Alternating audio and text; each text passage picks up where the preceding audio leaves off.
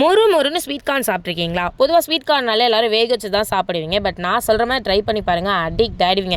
Sweet corn நல்லா வேக வச்சு எடுத்ததுக்கப்புறம் இந்த மாதிரி கார்னை மட்டும் தனியாக பிரித்து எடுத்துக்கோங்க. அது கூட கொஞ்சம் உப்பு, 1 டேபிள் ஸ்பூன் கார்ன்ஃப்ளவர் மாவு, அந்த 1/2 டேபிள் ஸ்பூன் வந்து மிளகுத்தூள் எல்லாத்தையும் ஆட் பண்ணிட்டு இந்த மாதிரி மிக்ஸ் பண்ணால் வந்து மாவு அவ்வளோ சீக்கிரத்தில் கார்ன் கூட ஒட்டாது. அதனால கொஞ்சம் தண்ணி சேர்த்து மிக்ஸ் பண்ணிக்கலாம். அப்போ தான் நல்லா மாவில் வந்து கார்னில் வந்து மாவெல்லாம் நல்லா ஒட்டியிருக்கும். உங்களுக்கு பார்த்தாலே தெரியும், நானே எடுத்து காட்டுறேன் பாருங்களேன். இந்த மாதிரி எல்லா கார்ன்லேயும் மாவு நல்லா ஒட்டியிருக்கும். ஸோ இப்போ அதை ஓரமாக வச்சுருங்க. அடுப்பு ஆன் பண்ணிட்டு வானில் எடுத்து அடுப்பு மேலே வச்சு தாராளமாக எண்ணெயை ஊற்றி கார்னை இப்போ நம்ம அதில் போட்டு பொரிக்க வேண்டியது தான். நம்மளுக்கு என்னென்னு தெரியல, சப்ஸ்கிரைபர் கவுஸ் ரிவர்ஸில் போயிட்டுருக்கு. 30 இருந்துச்சு, இப்போ பார்த்தீங்கன்னா 18 இருக்குது. என்னன்னு தெரியல. ஸோ பார்க்குற எல்லோரும் மறக்காமல் நம்ம சேனலை சப்ஸ்கிரைப் பண்ணி சப்போர்ட் பண்ணுவீங்க நம்புகிறேன். ஸோ மறக்காமல் சப்ஸ்கிரைப் பண்ணிடுங்க மக்களே. ஸோ எல்லா கார்னையும் நம்ம பொரிச்சு எடுத்தாச்சு. அது கூட ஒரு பெரிய வெங்காயம் தான் எங்கள் வீட்டில் இருந்துச்சு. சின்ன வெங்காயனாலும் பெட்டராக இருக்கும், சூப்பர் டேஸ்ட்டாக இருக்கும்.